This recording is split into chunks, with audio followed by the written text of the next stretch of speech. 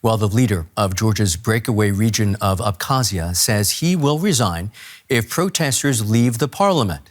The demonstrators stormed the building on Friday. Abkhazia lies in the northwestern corner of Georgia and is backed by Russia. Unrest broke out over a proposal to allow Russians to buy property there. The measure has been scrapped under pressure from the protesters. And we're now joined by DW correspondent Maria Karamatsa for more on this. She recently reported about developments in Georgia for us. Maria, what's the situation today in Abkhazia? Now, we understand that the protests still continue outside the presidential palace. Now, the de facto president, Aslan Bjania, has reportedly left the capital and is now in his village, hometown, where he's holding the meetings with the cabinet. He said that he's indeed ready to leave the cabinet. However, he's issuing sort of the ultimatums. He's saying that he's demanding that the protesters should clear the presidential palace and some of the government buildings that have already been captured by the protesters. But the opposition seems to be demanding and issuing another ultimatum, saying that the president has to resign unconditionally and immediately. So are more protests in fact expected?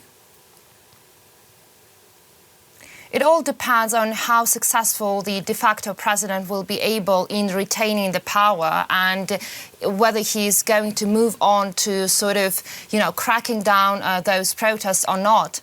It is also, we understand that the president spoke to some Russian state media journalists, and he was asked about the speculations that some people from Putin's administration might be coming to Abkhazia, and he responded, "We will see, we'll wait and see." So it's unclear still his fate, his political fate. It seems like the opposition is not ready to give up either. But it's also important to mention that these protests are not sort of claimed by the opposition to be anti-Russian. And the experts also share that sort of perspective. The unrest is all about the sort of preserving the economic sovereignty, and given that Abkhazia is highly reliant politically on Russia, it seems like Abkhazian opposition wants to retain some sort of economic sovereignty and to protect their local businesses in the face of the agreement that could endanger many local businesses there. It seems you're suggesting there's a lot of nuance to this story, and surely there is. But when you look at this entire situation and how it's evolving, would you say that there's a sign here that Moscow's grip on Abkhazia is in fact loosening? Well, Abkhazia is isolated by the rest of the world. The only ally that Abkhazia has got is only, Moscow. And Russia has a very powerful presence. Abkhazia is reliant heavily economically on the Kremlin, but also Russia is security guarantees for the breakaway republic that fought war with Georgia in the 90s and proclaimed its self-independence.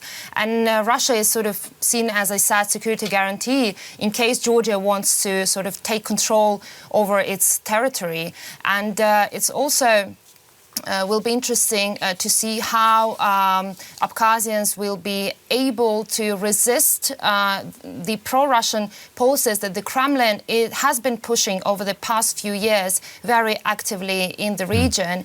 But we see that there is a sort of, people are showing the resistance to that, but it doesn't necessarily mean that they don't want to be with Russia anymore. Understood. That's a DW correspondent Maria Karamatsa in Riga. Many thanks.